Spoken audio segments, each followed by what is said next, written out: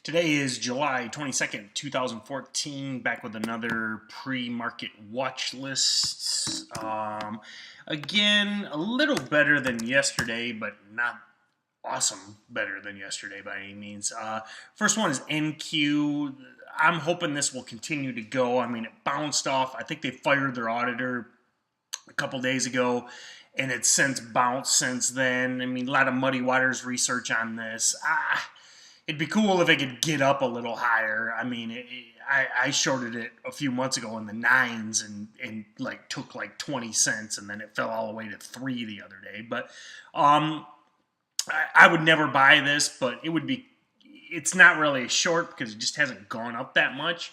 If it could get stupid, go straight up, then I would look to short it. Plug is up again pre-market.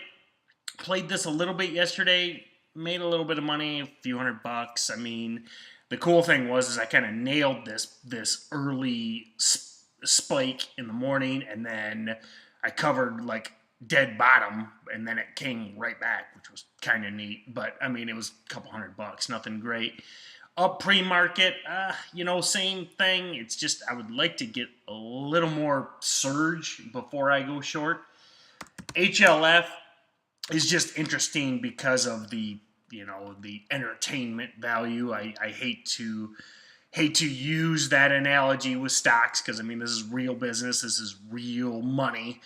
You should never look at it for entertainment value, but HLF is interesting. I mean they make like these supposed nutritional supplements and stuff, and it's like they got like weight loss shakes that are like made out of like sugar, and it's just shit. And they make all their money on their pyramid multi-level marketing scheme, which is fine. I mean, they've been around for 30 years or something, but Bill Ackman's after them and supposedly has some real juicy news. And it's kind of neat. He originally had the press conference for this morning at 10, and then the CEO moved up his presentation at 9:15, so then Ackman's doing his presentation at 9:15. So, I mean, it's interesting from a stock market entertainment perspective. I won't trade it. It was it would have been a great short into his appearance on CNBC yesterday. I mean, it's down $8 since then. But, the thing is everybody knows it's coming. I mean, it's kind of baked in. I mean, he could have the worst news in the world and the stock might go up, okay? So it's just, there's no real trade there. It's just entertainment value. EXTR, I went long this yesterday and got bored out of it, kind of bummed.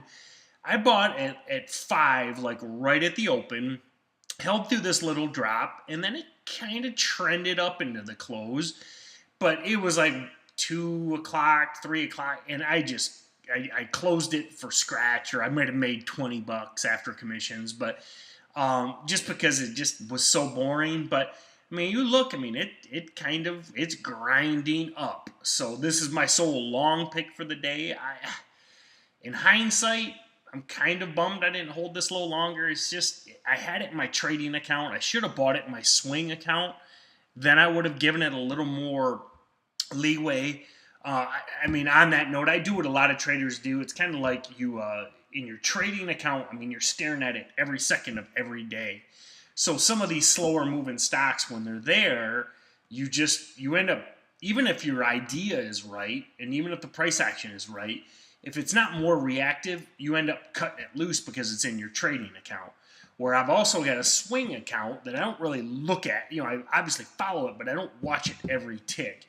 And it's you take a little smaller position, you give a little wider swing, and you check on it, and if it continues to go your way, you stay in it. And I should have done that with EXTR. I doubt I will trade this again, just watching it to kind of see where it goes. CBAK is it's Chinese batteries, same kind of idea. It spikes and drops, but it just never really spikes enough. I will be watching this for short to see if it could really go vertical, but again, not in love with it. So we'll see. Not tons moving pre-market.